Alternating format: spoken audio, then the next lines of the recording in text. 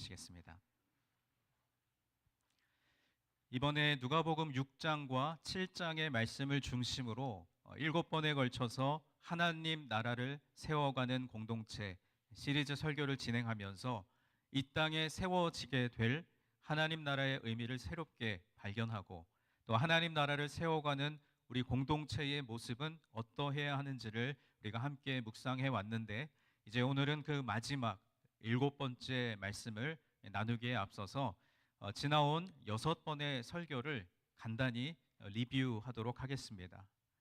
먼저 1월 18일 주일에 나누었던 첫 번째 시리즈 설교, 예수와 함께 평지로 내려가자라는 제목의 말씀을 여러분과 나눌 때, 예수님은 공생의 사역을 시작하실 때, 또 병자를 치유하실 때, 그리고 주기도문을 가르치실 때, 또 십자가를 지시기 전에 항상 간절히 기도하셨습니다. 제자들 가운데 12를 사도로 세우시기 전날에도 예수님은 밤을 새워 기도하셨지요. 이것은 제자를 세우는 일이 예수님께 얼마나 중요한 일이었는지를 보여주는 것입니다. 우리가 아는 대로 예수님께서는 평범하고 연약한 사람들을 사도로 택하셨습니다. 어부, 세리, 열심당원 등 당시의 사회적 기준에서 특별할 것이 없는 사람들을 부르시고 택하셔서 하나님 나라를 세워가기로 작정하신 것입니다. 예수님은 그 제자들과 함께 다시 산을 내려가셨지요. 그 산 아래 평지에는 고침을 받기를 소원하는 사람들과 또 귀신 들린 자들, 심지어 이방인들까지 있었습니다. 예수님께서 그들을 치유하시는 자리에 선택받은 제자들도 함께 있었습니다. 이처럼 제자란 은혜의 산 위에 머물러 있지 않고 예수님과 함께 산을 내려가 삶의 현장으로, 삶의 자리로 나아가는 자들입니다. 예수님과 제자들이 내려갔을 때 고통이 가득하던 그 자리가 은혜의 자리가 되는 기적이 일어났습니다. 지금도 우리 예수님은 평범하고 연약한 우리를 제자로 부르시고 삶의 자리로 보내십니다. 우리는 그 예수님의 부르심에 응답하여 고통의 현장을 은혜의 자리로 바꾸는 사역에 동참해야 하는 것입니다. 그렇게 할 때 우리의 가정, 우리의 일터, 또 우리의 삶의 자리가 은혜의 자리로 변하게 될 줄 믿습니다. 그리고 1월 25일에 나누었던 두 번째 시리즈 설교의 제목은 지금 결단하는 하나님 나라였습니다. 예수님께서는 이 땅에 하나님의 나라를 세우는 사명을 맡길 12명의 제자를 선발하신 뒤에 그들에게 4가지 복과 4가지 화에 대해서 말씀하시면서 가난한 자, 배고픈 자, 우는 자, 고난받는 자에게 복이 있다라고 선언하셨습니다. 여기에서 이 복이라고 하는 것은 당시의 상위 계층들이 누리는 특권적인 축복을 의미합니다. 예수님을 따르는 자들, 즉 제자들을 상위의 특권층이라고 표현하신 이유는 그들이 하나님의 나라를 바로 지금 누리는 자들이기 때문이죠. 반면 세상의 부요함과 세상의 쾌락을 추구하며 하나님 나라를 외면하는 자들을 향해서는 화가 있을지어다라고 한탄하셨습니다. 그들은 끝없는 욕망과 경쟁의 세상에서 참된 행복을 찾아 헤매지만 그 무엇도 충족하지 못해서 늘 공허함 속에 헤매게 될 것이며 결국에는 하나님 나라마저 놓치게 될 것입니다. 그렇다면 우리는 그 복과 화 중에 하나를 선택해야 합니다. 현재의 즐거움과 부요함을 누리기 위해서 영원한 기쁨을 외면할 것인지, 아니면 하나님 나라의 특권을 누리기 위해서 현재적인 고난과 희생을 기꺼이 택할 것인지, 예수님은 지금 우리가 어떠한 삶을 선택하실지를 묻고 계십니다. 지금 선택하는 것이 우리의 현재와 영원을 결정하기 때문입니다. 그리고 2월 8일에 나누었던 세 번째 시리즈 설교, 하나님 나라, 사랑과 환대의 공동체라는 제목의 말씀을 통해서 예수님은 매우 파격적인 명령을 내리셨습니다. 원수를 사랑하라. 이것은 예수님이 제자들에게 반포하신 하나님 나라의 법이었습니다. 감정이 아닌 의지적인 행동으로서의 사랑, 무조건적인 호의와 궁휼을 베풀며 개인적인 원환 관계에서도 용서와 선대를 지속적으로 실천하는 그 사랑을 명하신 것입니다. 이 사랑은 폭력과 억압 속에서도 뒤로 물러서지 않습니다. 단순히 수동적인 저항이 아니라 오히려 상대방을 회개의 자리로 이끌기 위한 적극적이고 도발적인 행동이 바로 사랑하는 것입니다. 이러한 비폭력과 무저항의 정신은 선으로 악을 이기고 사회의 변화를 이끌어내는 강력한 힘이 됩니다. 그리고 이 사랑은 결코 절망하지 않습니다. 냉혹하고 무정한 세상 속에서 보답받지 못하는 사랑에 낙담하지 않고 끝까지 선의를 지키며 사랑을 실천하는 제자들을 통해서 이 세상은 하나님의 자비와 긍휼이 무엇인지, 하나님의 나라가 어떤 나라인지를 우리를 통해 경험하게 될 것입니다. 우리가 어떻게 이런 사랑을 할 수 있을까요? 여전히 원수를 사랑하라는 예수님의 명령은 나와는 좀 거리가 먼 것처럼 느껴집니다. 이 사랑은 우리의 힘으로는 결코 할 수 없습니다. 그러나 우리에게는 우리가 아직 죄인 되었을 때에 우리를 위해 이 모든 사랑을 행하신 예수님이 계십니다. 그분이 내 안에 사랑할 의지와 능력을 공급해 주시면 우리는 능히 원수까지도 사랑하게 되는 것입니다. 이것이 바로 하나님 나라의 모습입니다. 그리고 2월 22일 네 번째 시리즈 설교는 하나님 나라 자비와 용서의 공동체라는 제목으로 말씀을 나누었습니다. 예수님은 우리에게 아버지를 닮아가는 자녀의 모습처럼 하나님 아버지의 자비로우심을 닮으라고 요구하십니다. 자비로우신 하나님은 사람들의 불행을 염려하시며 긍휼을 품으시는 분입니다. 예수님은 하나님의 자녀인 우리에게 아버지처럼 자비로운 자가 되라고 명령하신 뒤에 비판하지 말라, 정죄하지 말라, 주라, 용서하라, 이 네 가지 명령을 내리셨습니다. 정죄가 무엇입니까? 유죄 선언을 내린다는 법률적인 용어입니다. 결국 자신의 판단으로 상대방에게 유죄 판결을 내리는 것이죠. 그것은 최후 심판자이신 하나님의 역할을 가로채는 행위이며 내가 다른 사람을 비판하는 그 비판으로 나 자신도 비판받을 것임을 기억해야만 합니다. 반대로 우리가 타인의 잘못을 용서하고 나의 것을 베풀면 하나님은 내가 그들의 사정을 헤아리는 그 헤아림으로 우리의 사정을 헤아려 주십니다. 그리고 차고 넘치도록 갚아주신다고 약속하십니다. 죄인들이 가득한 세상에는 자비와 관대함이 없습니다. 무자비한 비난과 정죄만이 있을 뿐이죠. 그러나 하나님의 자비와 용서를 품은 공동체에는 끝없는 이해와 용서가 있습니다. 넘치도록 후한 베풀미 있습니다.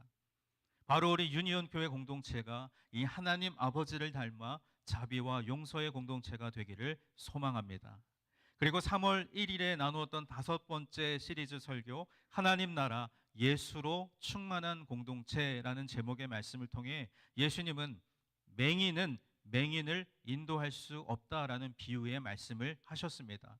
누가복음 전체의 문맥에서 이 본문의 말씀은 당시의 종교 지도자인 바리새인을 비판하는 말씀이라기보다는 예수님 본인과 이 이야기를 듣고 있는 제자들과의 관계성 위에서 하신 말씀으로 해석해 보아야 합니다. 예수님은 바로 앞서서 하나님의 자비를 강조하셨습니다. 그러므로 이 비유는 만약 선생이라는 자가 하나님의 자비를 모른다면 그는 하나님을 알지 못하는 자, 즉 맹인과 같다는 뜻입니다. 예수님은 하나님이 어떤 분이신지도 모르면서 어떻게 하나님을 올바로 가르치고 제대로 인도할 수 있겠느냐를 지적하시면서 선생들을 향해서 먼저 네 자신에 있는 들보부터 보라고 말씀하십니다. 자기의 삶에서 하나님 나라의 법, 곧 원수를 사랑하는 일, 자비와 환대와 용서를 실천하지도 않으면서 하나님의 말씀으로 타인을 지적하고 훈계한다면 그는 위선자에 불과합니다. 바로 내 눈에 박힌 들보부터 치워야 하는 것이죠. 남을 겨냥하기 전에 내 삶에 먼저 하나님 나라의 법을 적용해야 합니다. 어떤 사람 안에 하나님 나라의 법이 있는지 없는지를 어떻게 우리가 판별할 수 있을까요? 사람은 그 마음에 가득한 것을 입으로 말하게 되어 있습니다. 우리의 말과 우리의 행동에 원수를 사랑하는 일과 환대하는 일이 있는지, 여러분이 맺고 있는 인간관계 속에서 하나님의 자비와 용서가 있는지를 살펴보면 될 일입니다. 바라기는 우리의 삶이 예수님으로 충만하면 우리는 예수님으로 열매를 맺게 될 줄 믿습니다. 그리고 우리가 지난 주일에 나누었던 6번째 말씀, 이제 나오고 듣고 행하라라는 말씀을 통해 주여 주여라고 예수님을 주님이라고 부르며 따르는 이들을 바라보시면서 예수님은 이렇게 물으셨습니다. 너희는 어째서 내가 말하는 것을 행하지 않느냐? 예수님은 자기를 따르는 제자들에게 두 가지 부류가 있음을 보셨습니다. 입술로만 따르는 자들, 그리고 행함으로 따르는 자들입니다.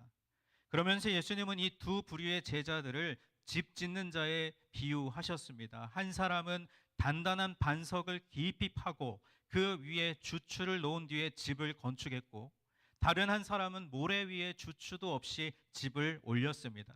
탕류가 밀려 들어올 때 어떤 집이 무너지고 폐허만 남게 될지는 불 보듯 뻔한 일이지요. 예수님은 말씀을 행동으로 실천하는 것이 곧 집터에 주추를 놓아 기초를 닦는 것과 같다고 비유하셨습니다. 그저 번지르르한 입술의 고백만으로는 하나님의 건축물, 하나님 나라의 건축물이 세워지지 않습니다. 우리 삶의 고백, 즉 말씀을 내 삶으로 실천하는 것이 하나님 나라의 기초 토대가 되는 줄 믿습니다. 세상의 탕류에 부딪혀 정처 없이 떠내려가는 그 세상 사람들 속에서 뒤섞여 함께 떠내려가지 않으려면 반드시 신앙의 기초 공사를 제대로 해야 한다는 것입니다. 예수님의 제자들이 이 하나님 나라의 법을 삶으로 실천함으로써 세워 올린 그 나라는, 그 하나님 나라는 마치 노아의 방주처럼 세상의 피난처가 되어 제자들뿐 아니라 세상 사람들을 구출하고 안전하게 보호할 것입니다. 이렇게 우리는 6번에 걸친 시리즈 설교를 통해 이 땅에 세워지게 될 하나님 나라의 의미를 새롭게 발견하고, 그리고 하나님 나라를 세워가는 공동체의 모습은 어떠해야 하는지를 묵상했고, 이제 오늘 마지막 7번째 설교를 통해 하나님 나라 세움의 비밀에 대해서 살펴보고자 합니다. 이제 오늘의 본문의 말씀으로 들어가 보겠습니다. 오늘 본문은 한 바리새인이 예수님을 초청하는 것으로 시작합니다. 오늘 본문 36절 말씀인데요. 우리 말씀을 다시 한번 함께 읽겠습니다. 한 바리새인이 예수께 자기와 함께 잡수시기를 청하니 이에 바리새인의 집에 들어가 앉으셨을 때에라고 말씀하죠. 이 누가복음을 기록한 누가는 예수님께서 바리새인들의 초청, 공식적인 초청을 받을 정도로 사회적 지위가 있었음을 보여줍니다. 예수님은 기꺼이 바리새인의 초대에 응하셨고, 그리고 그 자리에 함께 앉으셨습니다. 당시 유대인의 공식 만찬은 정결법으로 인해서 부정한 자들은 참여할 수 없는 자리였습니다. 그런데 이 자리에 그 동네에서 죄를 지은 한 여자, 즉 정결법을 위반한 불청객이 등장한 것입니다. 이어지는 37절과 38절 말씀 또 다 같이 함께 읽습니다. 그 동네에 죄를 지은 한 여자가 있어 예수께서 바리새인의 집에 앉아 계심을 알고 예수의 뒤로 그 발 곁에 서서 울며 눈물로 그 발을 적시고 자기 머리털로 닦고 그 발에 입 맞추고 향유를 부으니. 아멘. 이 여인은 그 만찬 자리에 끼어들어서 난데없이 예수님의 발을 자기의 눈물로 씻고 프로에 친 머리카락으로 그 발을 닦으며 입을 맞춥니다. 그리고 옥합에 담긴 향유를 붓습니다. 그녀가 옥합을 준비했다는 사실부터가 이 일이 결코 갑자기 우연히 벌어진 일이 아님을 알 수 있습니다. 그녀의 행동은 무척 파격적이었지만 그 행동은 철저하게 준비된 것이었고 물 흐르듯 매끄러웠으며 동시에 최고의 겸손함을 담고 있었습니다. 성경의 많은 주석가들은 그녀가 예수님이 있는 곳을 알았고, 아까 말씀 화면을 다시 한번 띄워주시면 제가 다른 글씨체로 표기된 8가지의 동사가 나오는데요. 성경의 많은 주석가들이 이 여인이 예수님이 있는 곳을 알았고 또 옥합을 가지고 와서 예수님의 발치에 서서 울면서 눈물로 발을 씻고 머리카락으로 닦고 그리고 발에 입을 맞추고 향유를 부었다라는 이 8개의 능동형 동사에서 이 여인의 적극성을 엿볼 수 있다고 말합니다. 그 반면 나름의 호의로 예수님을 초청한 것처럼 보이는 바리새인이 한 일이라고는 그저 잡수시기를 청하는 것뿐이었습니다. 그렇다면 여러분, 이 두 사람 중에 누구에게 더 큰 감사가 있었을지는 굳이 더 들여다보지 않아도 우리가 짐작해 볼 수 있습니다. 이제 여인에게서 시선을 옮겨 이 바리새인, 예수님을 초청한 바리새인에게 우리의 시선을 옮겨 보겠습니다. 이어지는 39절 말씀입니다. 우리 말씀을 함께 읽어봅니다. 예수를 청한 바리새인이 그것을 보고 마음에 이르되 이 사람이 만일 선지자라면 자기를 만지는 이 여자가 누구며 어떠한 자 곧 죄인인 줄을 알았으리라 하거늘. 예수님을 손님으로 초대하고도 막상 소극적이었던 이 바리새인은 여인의 행동만큼이나 예수님의 반응도 못마땅하게 여겼습니다. 만약 예수님이 참 선지자라면 이 여인이 부정한 사람이라는 것과 지금 이 자리에 불청객이라는 것을 알 수 있었을 것이라고 생각한 것이죠. 멀찌감치 떨어져서 삐딱하게 서서 예수와 그 여인을 지켜보던 이 바리새인은 아마도 예수님께서 누가복음 7장 34절 말씀에서 인자는 와서 먹고 마심에 너희 말이 보라 먹기를 탐하고 포도주를 즐기는 사람이요 세리와 죄인의 친구로다라고 하신 말씀이 과장이 아니었음을 새삼스럽게 느꼈을 것입니다. 그리고 이어지는 오늘 본문 40절 말씀을 보면 예수님은 그런 그의 속마음을 이미 알고 계셨습니다. 예수께서 대답하여 이르시되 시몬아 내가 내게 이를 말이 있다 하시니 그가 이르되 선생님 말씀하소서. 예수님은 여기서 처음으로 그 바리새인의 이름을 부르셨습니다. 시몬아. 그리고 이어지는 41절과 42절 말씀에서 500데나리온을 빚진 자와 50데나리온을 빚진 자의 이야기를 들려주십니다. 우리 41절과 42절 말씀도 다 같이 함께 읽습니다.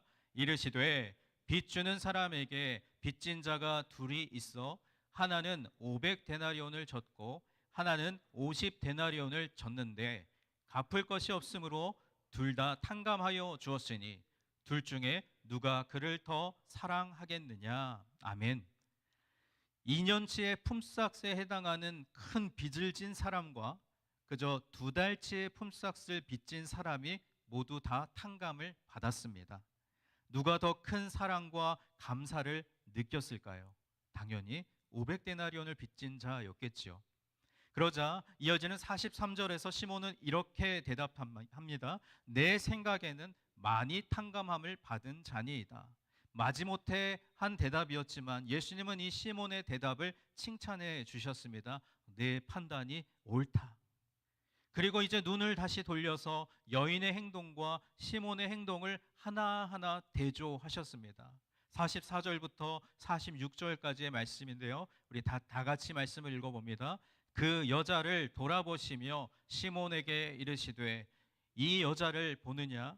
내가 내 집에 들어올 때 너는 내게 발 씻을 물도 주지 아니하였으되 이 여자는 눈물로 내 발을 적시고 그 머리털로 닦았으며 너는 내게 입맞추지 아니하였으되 그는 내가 들어올 때로부터 내 발에 입맞추기를 그치지 아니하였으며 너는 내 머리에 감람유도 붓지 아니하였으되 그는 향유를 내 발에 부었느니라. 아멘. 바리새인과 죄 지은 이 여인 중에 누가 더 큰 사랑과 감사를 예수님께 표현하고 있는지를 말씀하신 것입니다.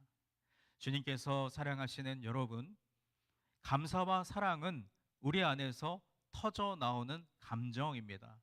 비록 바리새인 시몬의 행동에 잘못된 것은 없었을지 모르지만 그의 행동은 그저 최소한의 예의뿐이었습니다. 혹시 여러분 우리의 신앙이 이 바리새인 시몬과 같은 최소한의 예의에 머물러 있지 않은지를 돌아보길 원합니다. 혹시 우리도 이 바리새인 시몬과 같이 마땅히 주님께 돌려드려야 할 감사와 사랑을 잊고 살아가지는 않는지 우리 스스로 우리의 모습을 돌아보길 원합니다.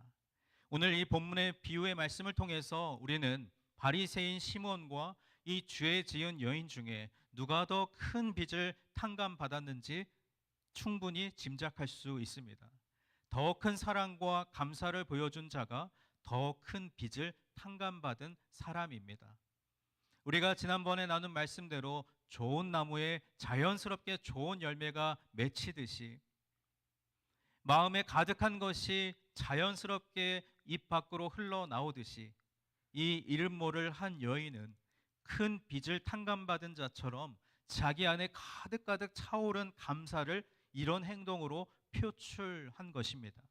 그래서 주님은 오늘 본문 47절 말씀에서 이렇게 말씀하십니다. 말씀을 다 같이 읽습니다. 이러므로 내가 내게 말하노니 그의 많은 죄가 사하여 졌도다. 이는 그의 사랑함이 많음이라. 사함을 받은 일이 적은 자는 적게 사랑하느니라. 아멘. 한편 이 바리새인 시몬이 최소한의 예의와 감사를 표현한 것을 볼 때 그는 자신이 스스로 적게 탕감받은 사람이라고 여긴 것처럼 보입니다. 그러나 여러분 한번 생각해 보시기 바랍니다. 바리새인 시몬은 과연 적게 탕감받은 자였을까요? 여인 못지않게 큰 빚을 탕감받았음에도 스스로를 의롭게 여겨 감사의 크기가 작아진 사람은 아닐까요? 혹시 우리도 이 바리새인 시몬처럼 하나님의 큰 사랑과 용서를 이미 받았음에도 불구하고 스스로 나는 그런 사랑을 받을 만한 쓸모와 자격이 있는 사람이라고 착각하면서 하나님에 대한 감사와 사랑을 축소하거나 망각하고 있지는 않은지 우리의 모습을 돌아보길 원합니다. 예수님은 아무 자격이 없는 우리를 자녀로 삼아주셨고 제자로 부르셨으며 우리의 죄를 대신하여 십자가에 달려 죽기까지 하셨습니다. 또 죽음을 이기시고 부활하심으로 우리 역시 이 새로운 부활의 소망을 얻게 하셨습니다. 이 모든 일에 우리의 공로나 노력은 전혀 없었습니다. 그럼에도 불구하고 주님은 이 모든 것을 우리에게 값없이 주셨습니다. 오늘 우리는 이 여인과 바리새인 시몬 중에 누구의 모습을 더 닮아 있습니까? 예수님을 찾아와 서서 울며 눈물로 예수님의 발을 씻고 그 발을 머리카락으로 닦으며 발에 입을 맞추고 향유를 붓는 여인의 모습입니까? 아니면 스스로를 너무나 의롭게 여긴 나머지 내가 주님을 위해 이 정도 했으면 충분하지라는 어떤 최소한의 감사로 충분하다고 생각하는 바리새인의 모습이십니까? 주님께서 사랑하시는 여러분, 더 많이 용서받은 사람이 더 많이 사랑하게 되어 있습니다. 사랑하는 만큼 상대방에게 더 주고 싶은 것이 인지상정입니다. 오늘 본문에 등장한 여인은 자신이 죄 사함을 받은 감격과 감사를 예수님의 발에 향유를 붓고 입을 맞추는 행동으로 표현했습니다. 오늘 우리는 그 감격과 그 감사를 어떻게 주님께 표현할 수 있을까요? 우리가 삶의 현장 속에서 하나님 나라의 정의와 사랑의 법으로 살아갈 때 예수님께서는 그것을 가장 큰 사랑의 고백으로 받으실 것입니다. 우리가 하나님의 사랑을 표현할 때 이런 표현을 쓸 때가 있습니다. 가 없으신 사랑, 가 없는 사랑. 여러분 여기에서 이 가라고 하는 것은 창가나 물가처럼 어떤 경계와 테두리를 의미합니다. 그래서 가 없다라고 표현하면 그것은 끝이 없다라는 말과 같은 뜻을 담고 있습니다. 마치 하늘에 경계가 없는 것처럼 우리에게 부어주시는 하나님의 사랑도 그렇다는 것이지요. 온 세상을 덮을 만큼 크신 사랑을 올해도 여러분 우리와 우리 가정과 자녀들 위해 또 일터와 학업의 자리와 그리고 우리 교회 공동체에 가득가득 채워주실 것입니다. 지난 6번의 설교를 통해 우리는 그 사랑을 받은 자들이 어떻게 살아가야 하는지를 꼼꼼하게 살펴보았습니다. 누가복음 5장 8절 말씀에서 예수의 무릎 아래 엎드려 이르되 주여 나를 떠나소서 나는 죄인이로소이다 라고 고백했던 그 베드로의 고백처럼 여전히 아무런 자격 없는 죄인을 부르셔서 이 땅에 하나님 나라를 세워가는 사역으로 저와 여러분을 초대하셨습니다. 500데나리온의 큰 빚을 탕감받은 것과 그것과 같은 감격으로 예수님의 발 위에 향유를 부은 여인처럼 하나님의 가하 없는 사랑을 받은 우리가 마땅히 올려드릴 사랑과 감사의 선물은 무엇일까요? 그것은 바로 예수님과 함께 은혜의 자리에서 삶의 자리로 내려가 그곳에서 하나님 나라를 선포하는 것입니다. 겸손히 주님을 바라보며 삶 속에서 선한 열매를 맺는 것입니다. 그리고 믿음의 견고한 주추 위에 가장 안전한 피난처를 세워가는 일입니다. 주님께서 우리를 이 놀라운 일에 부르신 줄 믿습니다. 바라기는 감출 수 없는 감사로 내 안에서 터져 나오는 사랑으로 이 하나님의 사역에 동참하는 우리 모두가 되기를 간절히 소망합니다. 올해 내내 우리 안에 새로운 감사와 사랑이 넘쳐나기를 소망합니다. 예수님의 이 사랑을 깨달으면 깨달을수록 그분을 향한 사랑이 우리 안에서 터져 나와서 뜨거운 예배와 찬양과 감사로 살아가고 그리고 말씀대로 행하며 사는 복을 누리는 우리 모두 우리 유니온교회 공동체 되기를 주님의 이름으로